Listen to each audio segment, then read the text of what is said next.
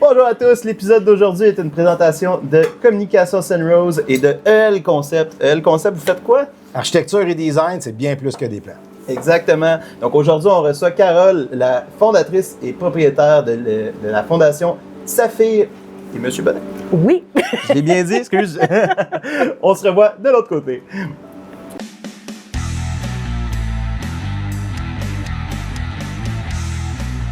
Bonjour tout le monde, bienvenue dans Autour d'un whisky. Aujourd'hui, on a la chance de s'entretenir avec Carole. Carole, explique-nous un peu ce que tu fais. Dans le fond, nous, ici, avec nos chevaux, on fait de la thérapie pour aider, ce sont des activités pour aider les gens au niveau relationnel, émotionnel, ce qui s'appelle l'Equine Assisted Learning et l'alignement émotionnel qu'on offre avec nos poneys ou nos grands chevaux. Cool. De combien de temps tu fais ça? On a commencé ces activités-là en 2018, mais ça fait depuis les années 1980 quelques que je suis dans les chevaux. Ah oui, tu as commencé avec comme une passion des chevaux un peu? Ouais, tu faisais ouais. compétition? Ou Non, juste des cours d'équitation. OK. Que je travaillais très fort pour me payer, mais oui, ça a commencé comme ça, jusqu'à ce que j'achète mon premier cheval en 2001. Comment est-ce qu'il s'appelait? Est-ce qu'il est ici en ce moment? Non, il n'est plus ici. Il s'appelait Easy. Easy? Oui. Il était... Je comprends pas, parce que je parle de l'air de cette personne-là, mais... C'est juste qu'on n'était pas compatibles, moi et lui. Ah non, OK. Pour ce que moi, j'avais à mettre de temps et d'énergie à lui faire dépenser, c'était pas suffisant pour lui. Puis il y avait eu des mauvaises habitudes qui lui avaient été montrées. Que... qui se fait dents. Correct, ça. En rubis. On s'y C'est pour attendait ça. un peu. Oui. C'est pour ça qu'il n'est plus avec moi. Puis après ça, j'en ai eu un autre. Ça a super bien été pendant 2 ans. Puis le rythme n'était pas assez rapide pour lui. Il avait besoin de bouger plus. Donc, je l'ai vendu à quelqu'un qui faisait de la compétition. Puis après ça, Saphir est arrivé dans le décor en 2006. Puis c'est avec moi depuis. Là, on parle, quand tu as commencé, t'as quel âge? Excuse-moi, remets-moi un petit peu en contexte. En 2001, quand j'ai acheté mon premier cheval... Je parle pas aujourd'hui, quand t'as commencé jeune quand même? j'ai commencé adolescente. C'est ça, OK. Ouais. Puis ça t'a suivi toute ta vie, la passion des chevaux. Moi, à 5 ans, Ça va, Ruby? C'est bon, ça? On n'est pas en direct, mais on couperait au montage, puis c'est ça. Ah. C'est parfait. C'est ce qu'on s'attendait. Elle s'est fait peur avec quelque chose. C'était là. À 5 ans, j'ai dit à ma grand-maman qu'un jour, j'aurais un cheval et un écurie. OK. Puis j'avais 0 contact avec les chevaux, à part de regarder ceux dans le champ de mon voisin. Ah, pour vrai? OK. Personne Ouais. dans ton entourage qui vient d'un... Non.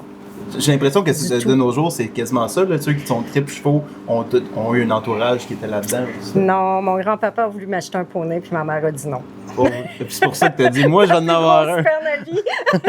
Est-ce que tu viens de la région ici ou tu as grandi plus... Moi, j'ai fait ma jeunesse à Saint-Timothée, sur le bord de l'eau, entourée d'animaux à poil, parce que à plumes, mon grand-père faisait l'élevage d'oiseaux exotiques, ma mère de perruches et de cocotiels. Donc, les animaux ont toujours fait partie de mon entourage.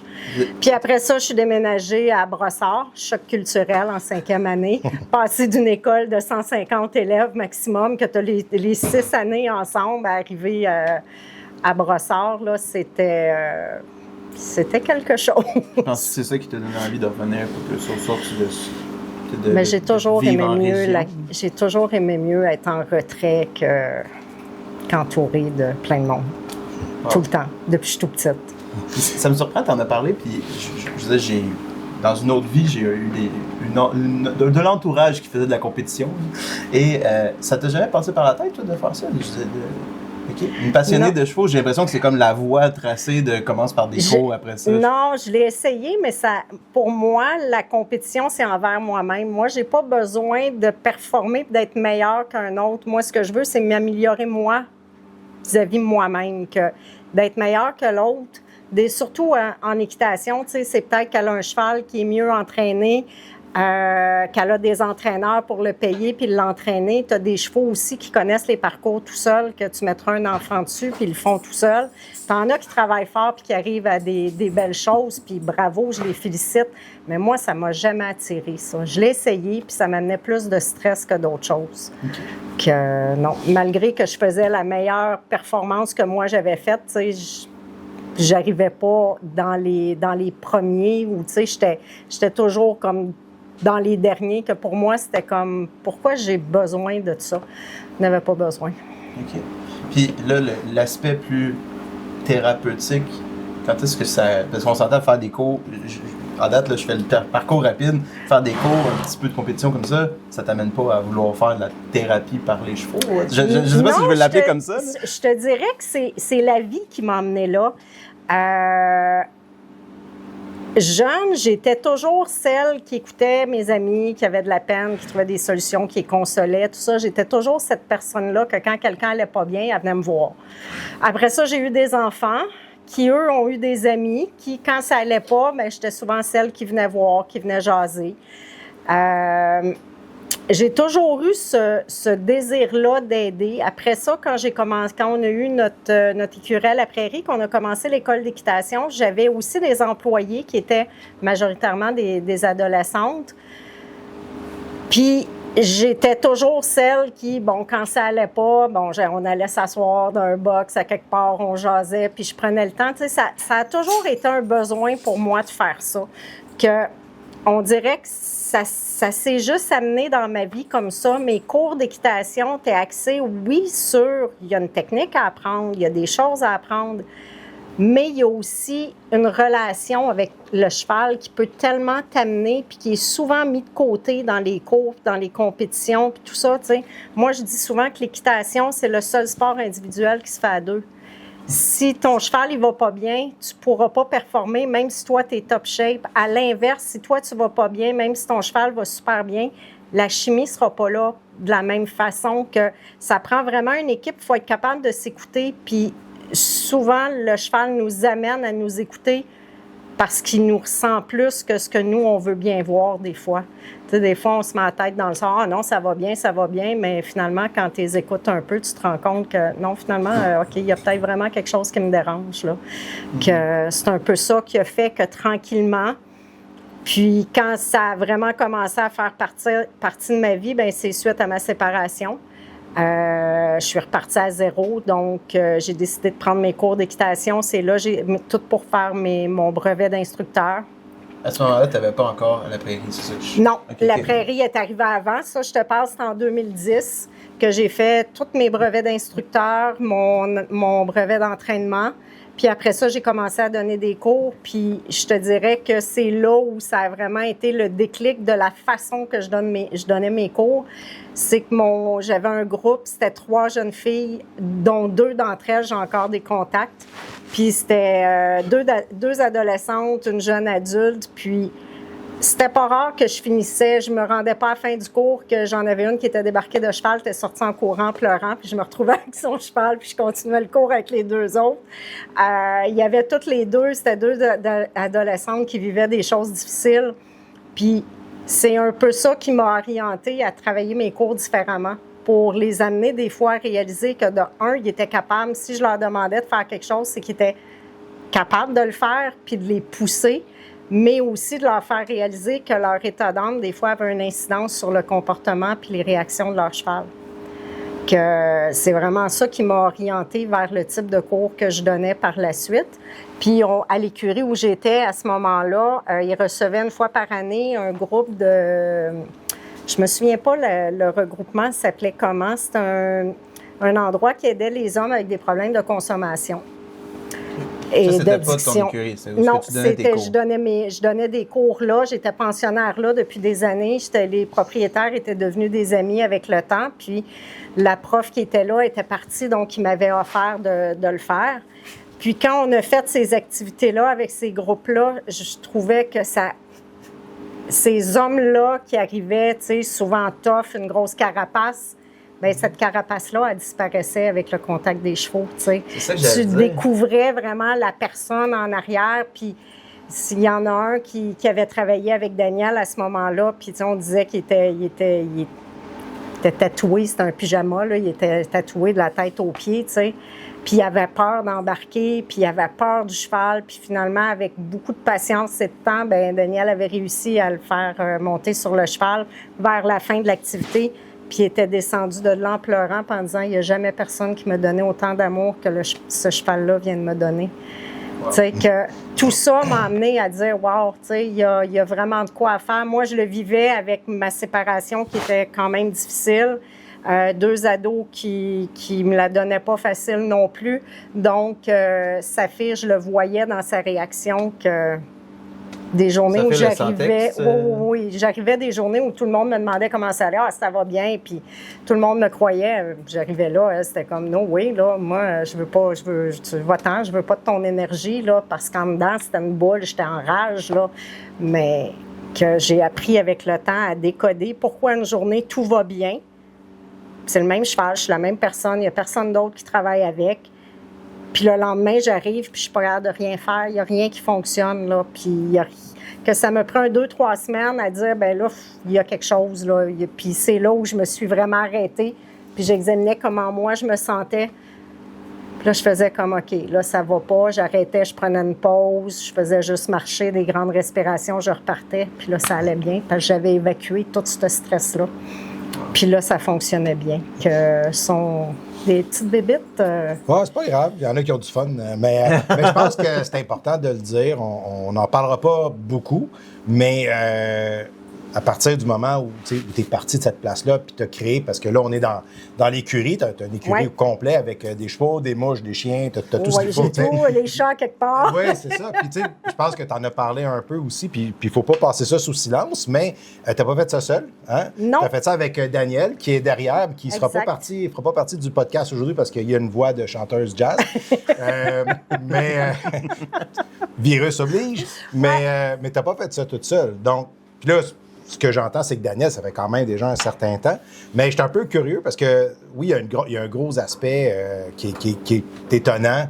Tu travailles avec des chevaux qui sont aussi motifs que nos employés à l'intérieur de nos entreprises. Il faut que tu gères ça, mais quoi qu'ils ne communiquent pas nécessairement mieux à l'intérieur des entreprises que tes chevaux. Mais ça fait quand même beaucoup de choses à faire en même temps. Fait que ton parcours de l'écurie où tu travaillais, que tu as commencé jusqu'à maintenant. Je trouve ça super intéressant. Ça doit amener des difficultés énormes.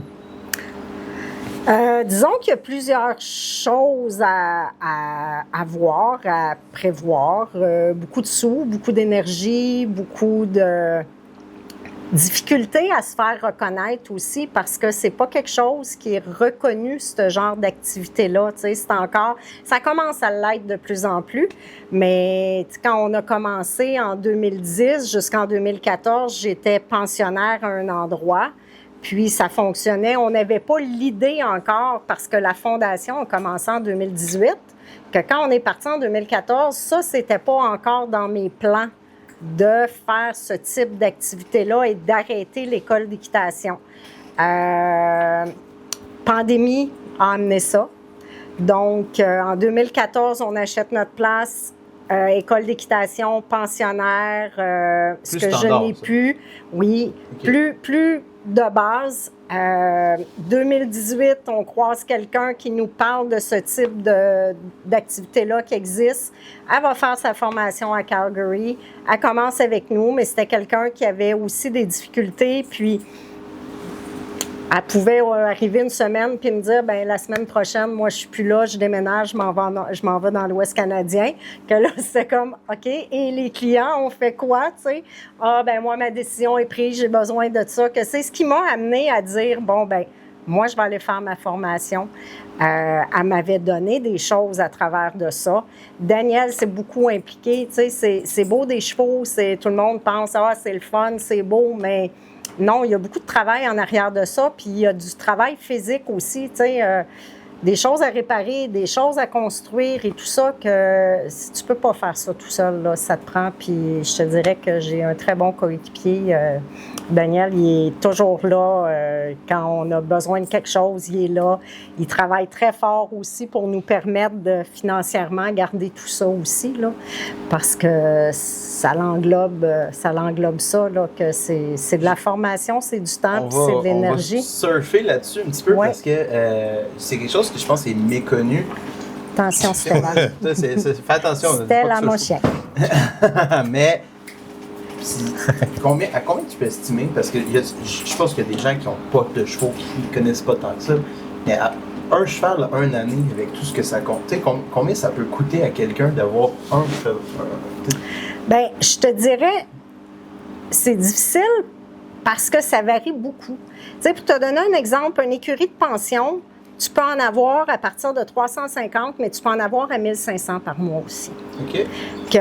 Puis les frais vétérinaires varient énormément aussi. Il y a des vétérinaires qui chargent beaucoup plus cher que d'autres. Il y a des vétérinaires qui demandent beaucoup plus d'examens que d'autres. Que les prix varient beaucoup. Puis, au niveau de l'entretien des pieds, le forgeron, bien encore là, tu as une bonne différence parce que tu peux avoir des chevaux qui n'ont pas de fer, qui vont, ce qu'on appelle être nu-pieds, que c'est des petites trims, parce que les sabots, c'est de la corne, ça pousse tout le temps, il faut les entretenir. Que, encore là, tu sais, ça peut varier entre 50 puis 160 par cheval aux 6 semaines. Okay. C'est très variable, mais tu sais, si on veut faire une moyenne, en partant, si on figure une pension autour de 700 $ par mois, ça fait déjà ta base. C'est une moitié d'appartement à Montréal. C'est ça. Ça fait déjà ta base. Tu sais, tes frais vétérinaires, faut que tu te gardes toujours un 2-3 000 parce que tu sais jamais la journée où il va faire une niaiserie. Tu sais, le cheval, quand tu penses qu'il peut se faire mal à quelque part, bien, corrige-les parce que c'est sûr que ça va arriver. Ah ouais, tu sais, un cheval, c'est curieux, mais c'est pas toujours brillant quand c'est pris. Que ça peut être un peu nono. Ça fait quand même un certain temps qu'on se côtoie un peu, puis je me rends compte qu'un cheval, même si ça a l'air massif, solide, c'est un animal qui est quand même, somme toute, fragile. Oui. Oui, mais tu sais, tu regardes la grosseur de la patte d'un cheval. Si tu prends comme principe que 60 du corps du poids de l'animal repose sur ses antérieurs, à peu près, un cheval de 1000 livres, ça veut dire qu'il repose sur ses deux pattes autour de 600 livres. Mais quand on se met à côté, ils n'ont pas les pattes tant plus grosses que nous autres, là. Mm-hmm. Mais ils portent bien plus de poids. Puis, aussitôt que c'est une blessure à un sabot, il y a tellement de poids sur leurs pattes ou un genou ou peu importe, c'est très douloureux, c'est très fragile. Ils ont un système digestif qui est super mal fait. Il faut faire attention à ce qu'on leur donne comme nourriture et tout. Puis des fois, c'est même pas la nourriture. Tu as des chevaux un peu comme les coliques chez les enfants. Tu as des enfants qui en font, tu as des enfants qui en font pas. Il y a des chevaux qui sont plus propices à ça que d'autres. Là, je regarde la quantité de mouches qu'il y a ici. Tu es sûr qu'elle est bonne, la nourriture, tu y donnes? On est loin de ton bureau. Hein? C'est ça. C'est d'autres genres de distractions, mettons. C'est ça. Mais non, malheureusement. Puis là, aujourd'hui, ils vendent pas beaucoup. C'est humide, que c'est pire. Mais là, puis je te dirais que la semaine passée, on n'avait pas encore. Mais là, ils sont vraiment partis en force. Il y a le fumier, évidemment, des chevaux, mais aussi, on a un voisin qui a un poulailler qui a 60 000 poules à peu près dans ça pour la production d'œufs. Que le fumier de poule aussi, c'est très bon pour les mouches. Que l'ensemble de tout ça fait qu'on est gâtés. Parce que il y en a juste un qui est en veston ici. Non, je me suis habillé pour l'occasion. Tu sais, j'ai mis des bas de campagne. Des flamants roses. Tu disais que toi, tu étais plus à l'aise en retraite, tu aimais ça plus vivre loin des villes. Tu es quand même, somme toute, pas si loin. On est à Saint-Constant, c'est quand même tout près. Là. Oui. C'est l'avantage. Si tu veux faire des activités comme on fait, nous, si on est trop éloigné, on va avoir, ça va être plus difficile d'aller rejoindre de la clientèle, là, tandis qu'ici, j'ai une dame qui demeure à Montréal, qui vient une fois par semaine avec son jeune garçon, tu sais, que ça y prend 25 minutes sans venir, tu sais, que c'est quand on est en dehors des heures de trafic, évidemment, mais non, on est quand même bien situé pour l'accès, c'est quand même facile. Comment tu fais? Parce que nous, on a, dans les gens qu'on a interviewés aussi, on est dans un domaine qui est quand même technique, on fait notre marketing parce qu'on offre des services puis tout ça. Toi, tu es complètement ailleurs. Ton marketing, ton développement d'affaires, ça ne doit pas se passer dans la même affaire que nous autres. Tu gères ça comment? Je te dirais que c'est beaucoup de bouche à oreille. Pour ce qui est du marketing, c'est quand même pas évident parce que d'expliquer ce qu'on fait, c'est difficile. Parce qu'il faut pratiquement que tu le vives pour comprendre les bienfaits que ça peut amener. Puis même à ça, j'ai eu des clients qui ont dit « OK, là, je comprends, tu sais, je comprenais pas, tu sais, c'est wow, OK, tu peux-tu me le mettre en mots? Tu pourrais-tu me l'expliquer? Tu sais, que j'essaie de... » Puis tout le monde fait comme « Non, je sais pas comment te l'expliquer. » Tu sais, toi, si on t'avait à te demander, allô, de faire cette explication-là en une ou deux courtes phrases, tu dirais quoi? c'est pas évident, je te dirais. J'ai pas réussi à trouver... Tu sais, c'est un peu comme un programme de croissance personnelle. C'est difficile à expliquer, mais en partie, c'est ce qu'on fait avec les chevaux.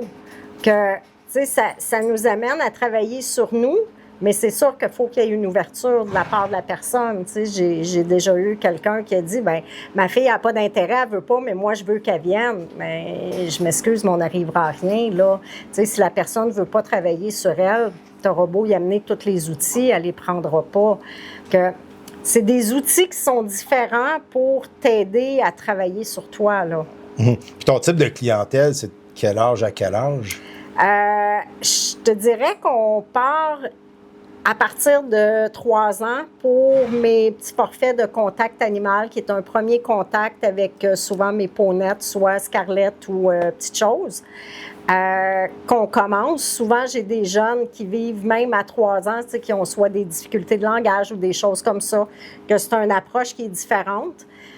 Pour ce qui est de les ateliers de développement et d'alignement émotionnel, je te dirais qu'en bas de 12-13 ans, c'est difficile parce qu'ils ne sont pas encore rendus à l'idée de travailler sur eux. Si c'est quelque chose, parent-enfant, oui, ça, je peux le faire. Mais sinon, puis il n'y a pas d'âge limite. Je pense que ma personne, la dame qui est venue l'année passée, elle avait 90 ans. C'était son cadeau de fête. Oh, wow! Que sa fille l'amenait pour venir brosser un cheval puis passer du temps avec un cheval. Il y a aussi ce côté-là, le contact animal, qui est un moment où ils vont juste venir brosser. Des fois, on va aller en manège, les gens vont s'asseoir, vont laisser le cheval évoluer autour d'eux. On va donner une petite récompense dans un plat qu'il va manger. Que, tu sais, il y a un contact, il y a une proximité qui se crée. Ou sinon, il y a nos ateliers là, pour nous aider à évoluer. Tu parlais d'ouverture tantôt, puis le premier exemple que tu nous as donné, c'était les hommes qui ont vécu quelque chose. Tu sais, je me dis déjà ça, tu as la fierté, tu as le côté mâle. Ouais. Il devait prendre un coup à un moment donné, quand de réussir à mettre ça de côté pour s'ouvrir, ça ne devait pas être facile au début. J'essaie de m'imaginer un homme qui vit des difficultés, il n'a peut-être pas nécessairement envie de s'ouvrir tant que ça. Mais je te dirais qu'avec les chevaux, tu sais, parce que moi, je dis toujours, c'est pas moi qui est la personne qui va travailler avec eux. C'est le cheval. Moi, je suis là juste pour lire mon animal, lire ce que je peux percevoir de la personne, puis les amener à réfléchir à ça. Puis souvent, ben l'ouverture, juste le contact avec l'animal, ce qu'ils vont dégager, ce qu'ils vont amener va souvent briser des barrières sans que j'aie rien à faire, là. Ça se fait de façon naturelle avec les chevaux. C'est assez particulier. Hey, les chiens! C'est correct, ça. Et, mais ça veut dire, on s'entend tantôt te parler d'une formation. Oui. C'est pas n'importe qui peut faire ce que tu fais. Bien, je te dirais qu'avec la formation puis avec la connaissance des chevaux, oui, tout le monde pourrait le faire. Par contre, c'est sûr que ça demande un vouloir de vouloir aider les gens. Tu sais, c'est pas comme donner des cours d'équitation. Des cours d'équitation de base, bien, ça prend de la technique, ça prend des chevaux, puis tu montres ce que tu as appris. Tandis que là, c'est au-delà. Tu sais, il faut que des fois, tu ailles creuser plus loin pour réussir à rejoindre la personne, à l'amener où tu vois qu'il faut qu'elle s'en aille, tu sais, qu'elle réalise des choses, qu'elle extériorise, qu'elle sorte des choses qui sont des fois enfouies depuis longtemps, là, avec la Fondation, bien, on est là pour femmes monoparentales, femmes victimes d'abus, les adolescents vivant des difficultés, puis on sait que c'est de plus en plus difficile avec les réseaux sociaux, la violence psychologique et tout ça qui se fait. Bien, c'est pas toujours facile pour les gens de s'ouvrir. Mais en ayant eux autres à côté, ça fait toute la différence. Tu as un marché tu as une masse de clientèle potentielle énorme. Ouais. Puis là, il y a toi et Daniel qui êtes là-dedans. Puis c'est un domaine qui doit être assez difficile à gérer. Malgré les chevaux, tu as quoi, 8 chevaux. C'est difficile de trouver des gens que tu peux engager ou de la main-d'œuvre qui peut t'aider justement à la prestation de ces services-là. Faut que tu fasses toute seule? Pour ces activités-là, oui. Je suis toute seule. Des fois, on a des groupes, des organismes qui viennent avec des groupes, qu'eux ont leurs accompagnateurs qui connaissent les jeunes qui amènent ou les adultes, parce que des fois, c'est des adultes. Il y en a deux qui s'amusent. Oui, sauf que moi, j'ai peur à tes caméras. C'est correct, on va les... C'était là, ici, assis, c'est assez, assis, assis. Merci, mon chien, couche. Couche. Quand la caméra est encore cadrée, là, on est correct, tout est beau, pas de problème. Tu sais, c'est sûr que quand j'ai des groupes, ça me prend des gens avec moi. Qu'il y a des fois où si j'ai pas...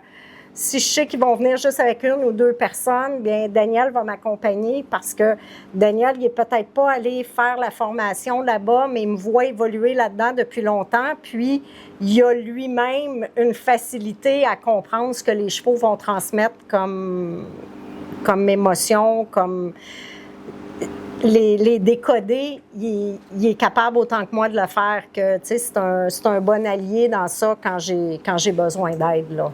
C'est sûr que ça prend un côté empathique assez développé, on se le cachera pas, parce que tu as dû vivre des moments où des gens qui n'osaient pas s'ouvrir ou quoi que ce soit ont, je vais dire, cassé à ce moment-là, au moment où ils ont cassé leur carapace. Là. Ça arrive, c'est pas toujours facile, puis c'est quelque chose qu'il faut que... Je veux pas dire me mettre une carapace, mais il faut que je me protège d'une certaine façon, tu sais, parce que veux pas, ça vient nous rejoindre des fois, là, tu sais, qu'il y a des fois où il y a des choses que tu te rends compte que tu t'aurais pas imaginé, tu sais, puis c'est dur de savoir que cette personne-là qui a l'air vulnérable en avant de toi a pu vivre des choses comme ça, que faut quand même se mettre une certaine... Puis même pour les chevaux, c'est difficile. Ah oui? Parce que les chevaux perçoivent, ressentent beaucoup nos émotions, nos énergies, que je ne ferais pas 2-3 activités, une en arrière de l'autre, avec le même cheval. Ils ont besoin d'un moment pour aller évacuer tout ça après. Que, tu sais, ceux qui disent qu'ils ne ressentent rien, non, tu sais, des fois, j'ai des groupes, j'ai eu un groupe, bien, il était 3, c'était 3 jeunes adultes TSA, puis c'est un organisme qui venait avec 2 groupes différents, puis j'en avais un qui était beaucoup plus agité et tout ça. Puis quand ils sont partis, je l'ai vu, fallait que je sorte mes chevaux. Et tous mes chevaux étaient stressés. Puis, sans raison, là, ils étaient allés dehors la veille, que ça faisait pas 2-3 jours qu'ils n'étaient pas sortis ou quoi que ce soit, mais je l'ai vraiment senti que ce groupe-là, cette énergie-là, ça avait eu un impact sur mes chevaux, même ceux que je n'avais pas utilisés pour travailler.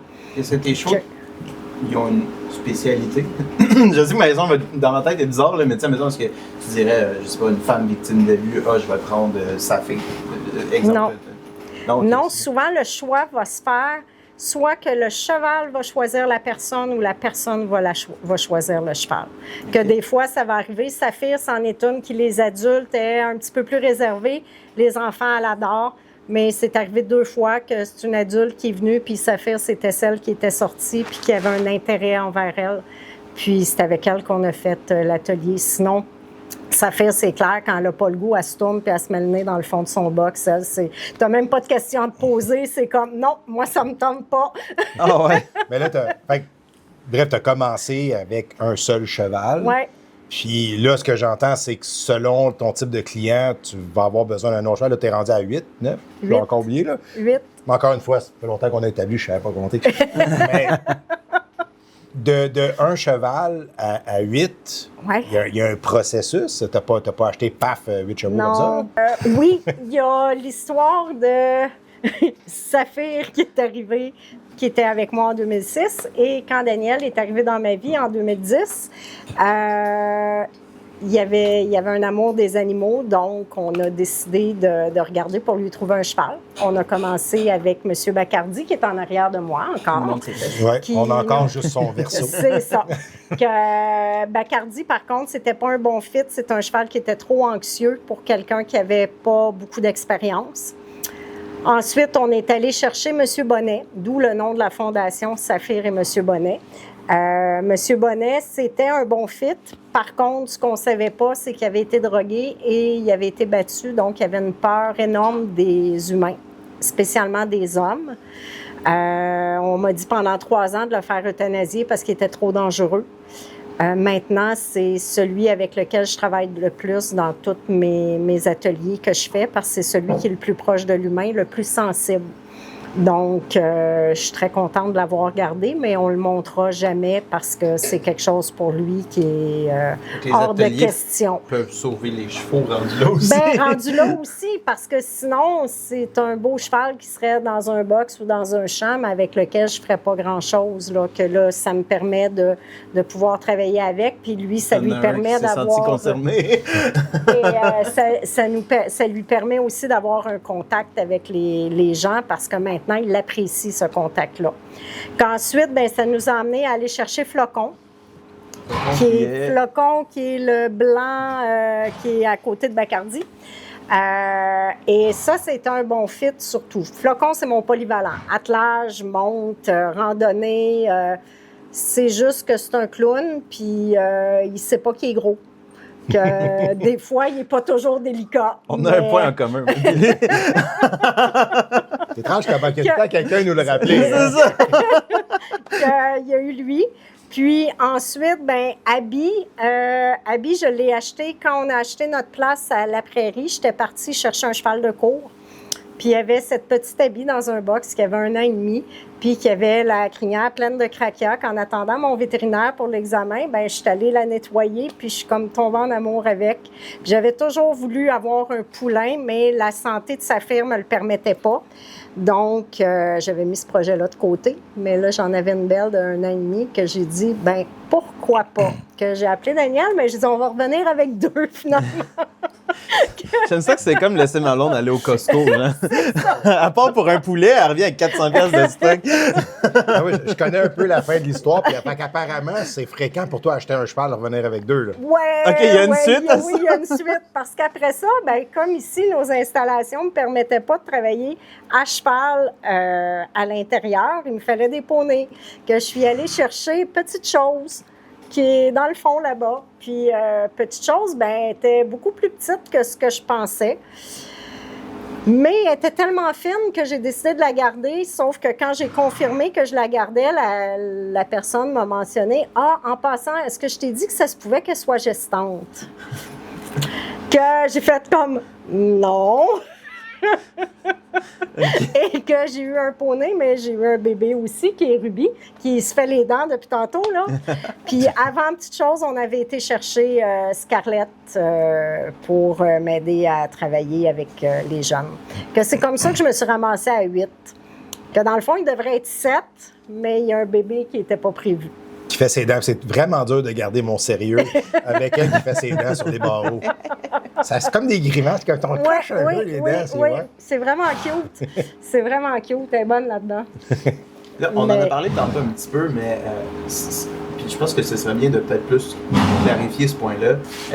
La clientèle cible, vraiment ce qui fait ta force, que tu es, on va dire, reconnu. Si on a parlé des hommes avec des problèmes au début, après ça, on a parlé de jeunes, un peu, puis après ça, aussi des femmes. Est-ce que c'est tout ça? Est-ce que c'est plus ciblé? Oui. Bien, je te dirais que la Fondation, en tant que telle, tous ces ateliers-là sont ouverts à tout le monde. Okay. Moi, peu importe, la personne qui va me dire qu'elle n'a rien à travailler au niveau émotionnel ou relationnel, je veux sa recette. OK? Parce que j'y crois pas. On a toutes des choses facile à moins d'être. Oui, c'est ça. Où on est totalement dans le déni, là, mais où on veut pas travailler sur nous. Ça, c'est un choix. Mais je crois pas qu'il y a personne qui en a besoin. Chacun choisit l'approche qu'il veut. Ça, je respecte ça. Mais c'est ouvert à tout le monde. Pour ce qui est de la clientèle cible, c'est vraiment les femmes monoparentales et ou victimes d'abus, les adolescents, les gens à besoins particuliers, donc TSA, TDA et choses comme ça. Que ça, c'est vraiment nos clientèles cibles que l'on veut aider avec la Fondation. Dans le fond, ce qu'on veut, c'est être capable de garder nos coûts le plus bas, nos frais le plus bas possible pour eux. Donc, j'ai des fois des CLSC qui vont prendre une partie des coûts aussi, des activités. J'ai la DPJ qui a fait ça aussi, qu'on travaille avec différents organismes. Nos levées de fonds qu'on fait, c'est vraiment pour nous aider à pouvoir maintenir nos coûts bas, le plus bas possible. C'est intéressant que tu amènes ça, puis je suis pas mal sûr que c'est là que tu t'en allais toi aussi. Ma question tantôt, quand j'ai demandé le coût d'un cheval par année, m'enlignait vers ça. T'es parti, je me suis dit, go, vas-y, Éric!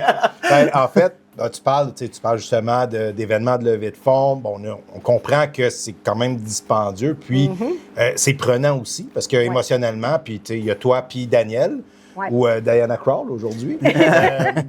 Mais on comprend que c'est dispendieux, c'est un service qui est peu rentable et qui est quand même qui implique quand même beaucoup de sommes. Donc, tu as des événements de levée de fonds. Oui. Parle-nous donc un petit peu de en quoi ça consiste, comment tu fais, comment tu t'y prends. Bien, comme là, notre prochain événement qui va être le 26 septembre, c'est un tournoi de golf qui va se faire à Saint-Rémy. Puis ça, bien, ça s'organise avec des membres de comité, dont toi. Je ne voulais pas en parler, mais oui. Oui. Bon, je vais aller m'asseoir avec Daniel. J'ai besoin de gens autour de moi pour m'aider à organiser tout ça, parce que tout seul, c'est impossible. Là. Déjà, avec juste la gestion d'ici, nos travails respectifs, parce que je fais autre chose dans la vie que juste le centre équestre.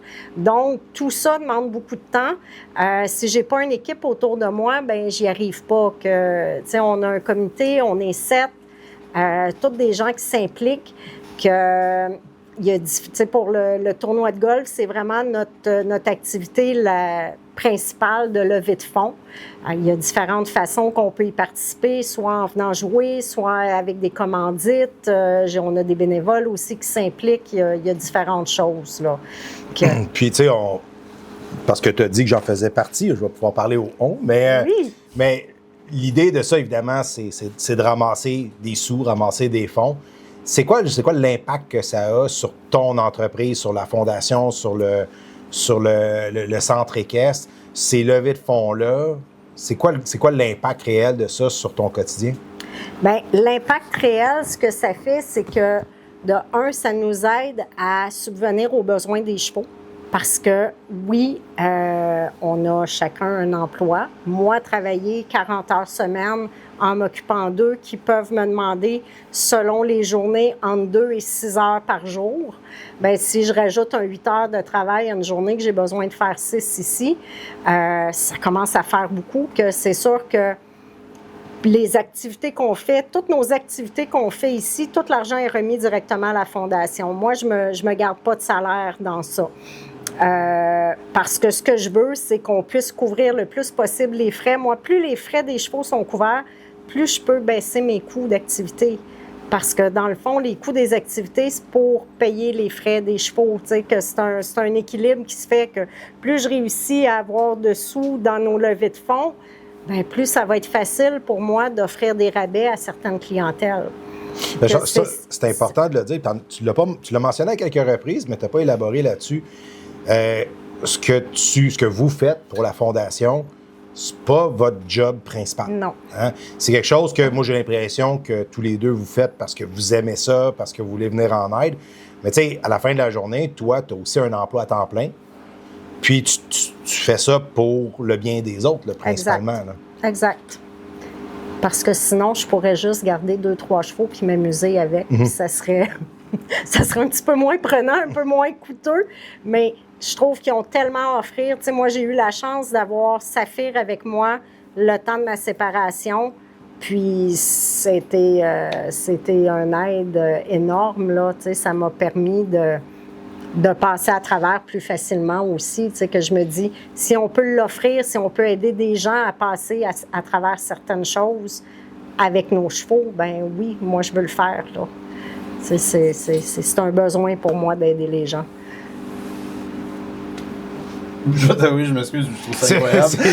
Ouais, t'es un petit peu... Je trouve ça vraiment incroyable. Puis, en fait, normalement, on fait une section dans le podcast qui est par rapport à ce qu'on appelle un peu une boîte à outils, comme comment aider les gens par rapport à notre spécialité. Quand on a fait l'entrevue de Martin, c'est un peu plus facile, c'est un courtier hypothécaire. Je veux dire, il y a une c'est plus difficile, je te dirais, de poser cette question-là envers toi. Mais de la manière que moi je l'amènerais, c'est comment est-ce qu'on sait que notre jeune ou que quelqu'un qu'on connaît pourrait bénéficier des services que vous offrez ici? Parce que j'ai l'impression que c'est pas quelqu'un que ça va souvent être du bouche à oreille, comme tu parlais. Là, j'en ai entendu parler, peut-être que ça pourrait aider telle personne que je connais. Donc, comment est-ce qu'on sait que la personne, peut-être qu'un cheval, ça l'aiderait? Je te dirais que c'est difficile parce que ça dépend des gens. Puis, aussi ridicule que ça peut être, souvent les gens qui ont peur vont en bénéficier encore plus. Parce qu'ils sont obligés. Tu sais, moi, je dis toujours, le cheval nous oblige à travailler sur nous. OK? Que si j'ai peur, j'aurais pas le choix. Si je veux réussir à l'approcher, le cheval, puis être bien, puis avoir une belle relation, j'ai pas le choix de travailler sur ma peur. Tu sais, quelqu'un qui a peur des hauteurs, excusez. Je viens de voir Daniel avec sa grosse pancarte. Je pense que Daniel veut nous montrer quelque chose. Daniel, veux-tu venir ici avec ta pancarte? Qu'on peut voir s'habiller pour l'occasion. Parce qu'on s'entend, on est d'accord avec moi qu'il n'y a pas, dans le réseau de santé normal, ils ne vont pas te référer nécessairement. Non. Bien, je te dirais qu'il y a des médecins. J'ai eu une dame qui s'était fait suggérer de trouver un endroit où il offrait ce type d'activité-là. Que ça, j'ai entendu ça il y a peut-être 6 mois. J'ai fait comme, wow, génial, là. Mais non, ça ne fait pas partie. Tu sais, les CLSC vont me contacter souvent pour offrir des cours d'équitation parce que pour eux, quand on parle d'un centre équestre, c'est des cours d'équitation. J'ai d'ailleurs des gens qui m'appellent parce qu'ils veulent suivre des cours, puis je leur dis que j'en donne pas, et qui s'obstinent avec moi parce que j'ai une écurie, donc je donne des cours d'équitation. Puis ça, c'est très drôle, mais bon, ça arrive. Mais c'est souvent ça que c'est associé. Tu sais, les gens ne pensent pas à... On laisse-tu le monsieur pancarte là tout le long? On peut le retourner. J'ai l'impression que c'est un homme sandwich. Merci, Daniel. Merci, Daniel. On va couper Eric, c'est parfait ça. Je suis encore là. Tu sais, ça devient un peu plus accessible, ça devient un peu plus connu, mais c'est difficile. Puis tu sais, souvent, moi, ce que je dis, quelqu'un qui n'a pas de confiance, de réussir à venir avec un animal et de marcher un animal et de lui demander des choses puis de se faire respecter à travers de ça, là, il n'y a rien de mieux pour augmenter ta confiance puis ton estime, là, parce que tu as une bête de 1000 livres à côté de toi, là. Tu sais que... Mais de cibler les gens, tu sais, c'est d'en parler, puis les gens vont avoir... Il y a des gens qui ont zéro intérêt envers les animaux, ils n'auront pas le goût. Puis c'est quand même dommage l'été parce qu'il y a souvent des gens avec le TSA qui les mouchent, ça ne fonctionne pas. Ils ne sont pas capables de tolérer les mouches, que quand ils viennent ici l'été, là, ça ne marche pas.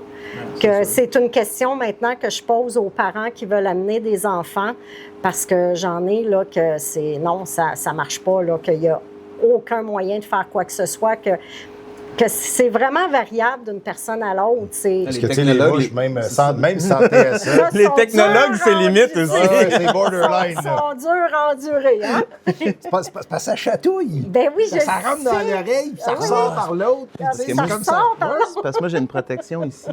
T'as des cheveux, ça? Ouais, c'est ça. Pas fin. Ouais, moi, ils ont un grand, C'est ça. ça va, c'est un grand terrain de jeu. Là. Ça chatouille tout le temps, comme Daniel. Puis, ben, pour vrai, tu as parlé du tournoi de golf. Oui. Si on a des gens qui écoutent aujourd'hui, qui veulent Oui. s'impliquer, que ce soit bénévole, participer, que ce soit commandite, Oui. c'est quoi la meilleure façon de vous rejoindre?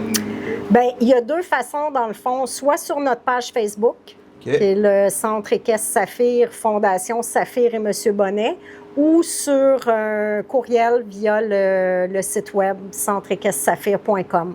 C'est les deux façons. Il y a le numéro de téléphone aussi sur la page Google. Que, tu sais, c'est trois façons faciles de nous rejoindre. Parce que je l'ai fait, moi, l'année passée, le tournoi, puis c'est bien organisé, c'est le fun, on a Merci. passé une super belle journée. Mais aussi, ce que j'ai remarqué pour en avoir fait d'autres tournois, les prix sont plus qu'abordables. Puis On j'ai vu essaie. des tournois pour des fondations où c'était 1000 $ par personne et plus. Fait que c'est pour ça que j'étais quand même surpris, puis je pense que ça devrait être plus connu, puis plus, tu sais, justement, plus discuté de faire ce tournoi de golf qui est pour une bonne cause, pour des gens extraordinaires qui ont fait une fondation bien faisante, vraiment. Puis j'ai l'impression que c'était pas assez connu, puis je suis content qu'on fasse cet épisode aujourd'hui, justement, pour que ça soit qu'on voit plus des gens, moins, on va dire, de notre entourage qu'on a parlé de nous, mais que ce soit des gens qui ont entendu parler de vous à travers l'épisode d'aujourd'hui, puis qui se font, hey, c'est peut-être une fondation qui vaut la peine d'être encouragée. Mais, Je sais pas ce que merci. je Tout à le pense fait pas d'accord comme avec ça, moi. mais je suis vraiment Puis, surpris à d'accord, quel ouais, point. L'abordabilité de la chose, le fait que c'est bien organisé, c'est fait vraiment de façon professionnelle, puis comme je te dis, pour en avoir vu d'autres, à chaque fois que tu m'envoies de ma facture, je suis surpris. Mais aussi, parenthèse, on est en démarche, ça devrait se finaliser début juillet pour devenir un organisme associé à la ville de Saint-Constant. Donc, on va être un organisme reconnu par la ville. Donc, on va avoir certains avantages qui vont venir avec ça, puis aussi une meilleure visibilité parce qu'eux vont nous en faire aussi de la visibilité pour tout ça. On est bien content de cette démarche-là. Là. La première étape est faite, il reste la deuxième à passer au conseil, mais le conseil des OBNL a déjà approuvé notre candidature, donc C'est une super ça bonne devrait excellente se faire. Que sont venus visiter la place, J'ai le maire l'impression est que Daniel venu. veut que tu rajoutes quelque chose. Oui, ben, c'est ça. Il voulait que je mentionne que le maire était venu avec des conseillers visiter l'endroit aussi pour leur présenter. Daniel est content. Ouais, c'est ça. Est-ce que tu avais autre chose?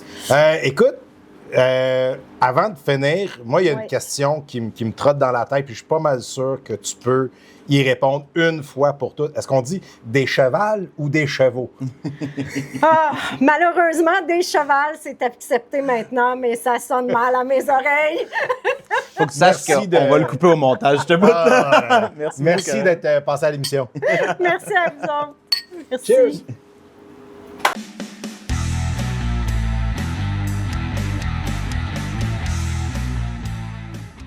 On a eu plein d'amis. Ben oui, On a eu des amis chevaux, qui volent, des péteux de chevaux.